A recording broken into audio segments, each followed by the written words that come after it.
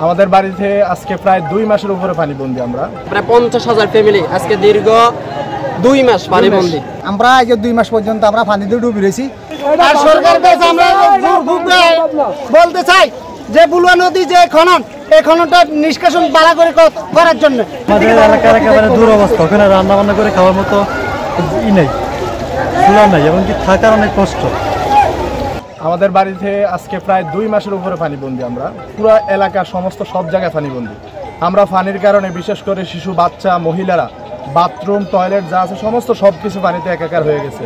রান্না করার জায়গা নাই, বাথরুম করার জায়গা নাই, এতটা কষ্টের ভিতরে আছি আমরা যা বলার মতন না। শেষে বিতৃষ্ণা হয়ে আজকে মানুষ তার নিজ স্বেচ্ছাশ্রমে আজকে আসছে তারা এই নদীর যে বাঁধগুলো আছে এই বাঁধগুলো অপসারণ করার জন্য আইসা তারা যতটুকু তাদের দ্বারা সম্ভব হচ্ছে ততটুকু করতেছে। কিন্তু এটা যদি সরকারের উদ্যোগ না থাকে, যদি এখানে বড় বেকুর মাধ্যমে কাজ না করা হয়, তাহলে মনে হয় না এই বাঁধগুলো সম্পূর্ণ হবে সবটা। এখন মানুষের দ্বারা যতটুকু সম্ভব হয়েছে ততটুকু হয়েছে। আগে আইসা দেখলাম আমরা এখানে কোনো পানির স্রোত ছিল না, এখন এত পরিমাণে পানির স্রোত হয়েছে যা কিনা এখানে দাঁড়ায় থাকার মতো অবস্থা নাই। মানুষ খুব কষ্ট করতেছে। কিন্তু এখন যদি সরকারিভাবে কোনো একটা অনুদান বা কোনো কিছু করা হয়, লোকজন আইসা যদি এটা দেখে, মানে সরজমিনে আসার পরে যদি দেখে এটা যদি অপসারণ করে এই বাঁধগুলো, এরপরে দেখেন সামনে নৌকাগুলো দিয়ে পচা নৌকাগুলো রেখে পানিকে আটকে রাখছে। আটকে রাখার পরে পিছনে পলি মাটি জমে এখানে মানে একটা সরের মতো পড়ে যায়। পড়ার পরে এইখানে তারা আবার আস্তে করে একটা ঘেরাও দিয়ে ফেলবে, এখানে আবার তারা একটা ভিটা তৈরি করে এখানে এই ভিটাটা বিক্রি করে। এরকমভাবে তারা একটা পরিকল্পনা করে এভাবে পচা নৌকাগুলো দিয়ে তারা এটা একটা বাঁধ সৃষ্টি করছে। তো আমরা চাই সরকারের ঊর্ধ্বতম কর্মকর্তা যারা আছে তাদের মাধ্যমে এই নদীটাকে খুব দ্রুত খনন করার ব্যবস্থা করা হোক। আমরা 8 নং চরকাদির ইউনিয়ন 6 নম্বর ওয়ার্ডে বটতলা, বাদামতলি, চরবসু বাজারের থেকে শুরু করে রামগতি, কমলনগরের পূর্ব অঞ্চল সব মানুষগুলো যে প্রায় 50,000 ফ্যামিলি আজকে দীর্ঘ 2 মাস পানিবন্দী। এখন আমরা সবচেয়ে বড় আজকে আমাদের ঈদের মতো আনন্দ লাগতেছে, কারণ হলো যে আমাদের আজকে পানিগুলো নিষ্কাশন এখন সবচেয়ে বড় ইম্পর্টেন্ট বিষয়। আমরা পানিতে ডুবে রয়েছি, আমাদের গরু ছাগল আমরা সবাই মনে করে কষ্ট পাইতেছি, আমাদের গাই গৃহস্থী সব নষ্ট হয়ে গেছে।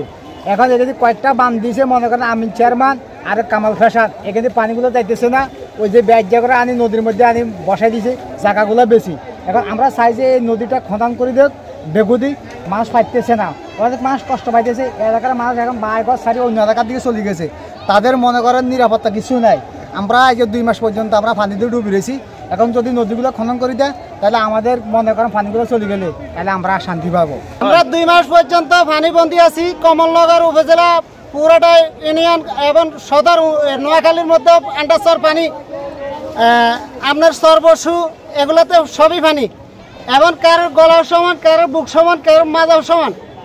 কোনো জমাজমে গৃহস্থী করতে পারে না, জ্বালা ফাঁসান্তি ফলাইতে পারে না, কেউ বাসা বাড়িতে যাইতে পারে না। এখনও সবাই জনগণের সবাই মিলে আমরা উদ্যোগ নিয়েছি, আমরা খনন করবো, বুলুয়া নদীর যে বাঁধগুলো আছে এগুলো কাটবো।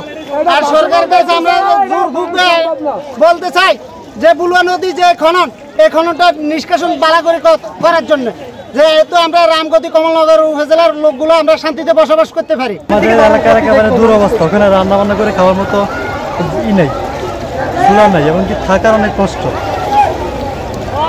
আজকে প্রায় আমরা 2 মাস যাবৎ পানিবন্দী। কারো আশ্রয়কেন্দ্র আছে, কারো আশ্রয়কেন্দ্র নাই।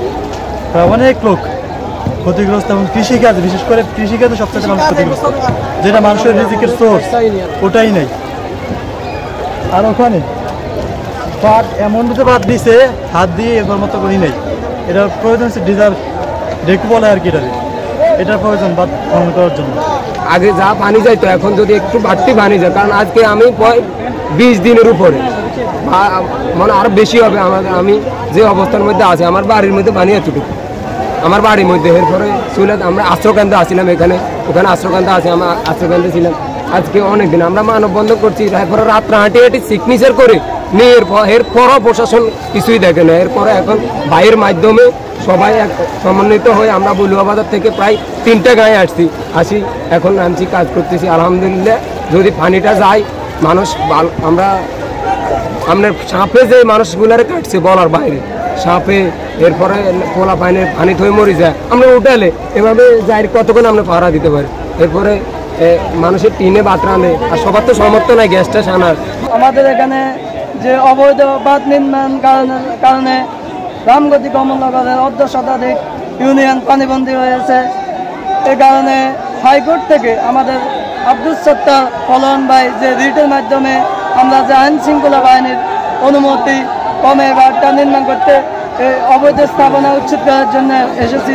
এগুলো স্থায়ীভাবে উচ্ছেদ করা যেতে পারলে আমাদের এখানে পানি নিষ্কাশন হবে। লক্ষ্মীপুর এবং নোয়াখালী দুটি জেলা গত 50 দিন যাবৎ জলাবদ্ধতার শিকার। সবাই সকল সংবাদ মাধ্যমে এটাকে বন্যা বললেও আমরা এটাকে বন্যা বলছি না, কারণ এখানে কোনো বানের পানি আসেনি। এগুলো দীর্ঘদিন ধরে টানা বৃষ্টির কারণে এই পানিগুলো জমেছে। এখন সেই পানিগুলো মূল লক্ষ্মীপুর এবং নোয়াখালীর যে ভূখণ্ডের মধ্য দিয়ে যে নদীটি গিয়েছে সেটি হচ্ছে ভুলুয়া নদী। এই ভুলুয়া নদী দিয়েই মূলত সবগুলো পানি নেমে মেঘনাতে মিশে। কিন্তু 50 দিন যাবৎ নারী পুরুষ আবাল বৃদ্ধা বনিতা সবাই জলাবদ্ধতা, তাদের প্রায় পছন্দ ধরেছে। নারীরা বাসায় ঘুমাতে পারে না, বাথরুমে যেতে পারে না, 40 দিনের উপরে রান্না করা খাবার খেতে পারছে না। এমত অবস্থায় আমরা উচ্চ আদালতের দ্বারস্থ হয়েছি। এই নদীটাই মূল প্রবলেম এবং খালগুলো যে বেদখল হয়েছে এটা প্রবলেম। আমরা সেখানে আদালতকে বলেছি এটা যদি প্রশাসন দ্রুত এই অবস্থাকলগুলো, এই অপদখলগুলো যদি মুক্ত না করে তাহলে এই মানুষদেরকে জলাবদ্ধতা থেকে মুক্ত করাটা একটা অনিশ্চিত। সেজন্য আমরা আদালতে গিয়েছি, আদালত আদেশ দিয়েছেন দখলচ্যুতির জন্য। আজকে আমাদের এই রামগতি উপজেলা নির্বাহী ম্যাজিস্ট্রেট এবং এসিডেন্ট জনাব আবদুল্লাহ সাহেবের নেতৃত্বেই আজকে আমরা পুরো কয়েক হাজার স্বেচ্ছাসেবী এই এলাকার মানুষজন আজকে দেখছেন আপনারা যে আমরা পুরো খালটাকে অবৈধ বাঁধগুলো উচ্ছেদ করছি। এখানে মানুষ এখানে পোল্ট্রি মুরগের খামার দিয়ে ব্রিকপিন্ডের রাস্তা করে পচা নৌকাগুলো ফেলে ময়লা আবর্জনা ফেলে পানি প্রবাহে ব্যাহত হয় এরকম জালগুলো দিয়ে পুরা নদীর নাব্যতাকে নষ্ট করে দিয়েছে। এই কারণে মানুষগুলো জলাবদ্ধ। আজকে যদি আমরা এর মাধ্যমে এই অভিযানের মাধ্যমে যদি আমরা স্বেচ্ছাসেবক ভিত্তিতে এটাকে দখলমুক্ত করতে পারি তাহলে আশা করছি অচিরেই এই লক্ষ্মীপুরবাসীর জলাবদ্ধতা থেকে মুক্তি পাবে।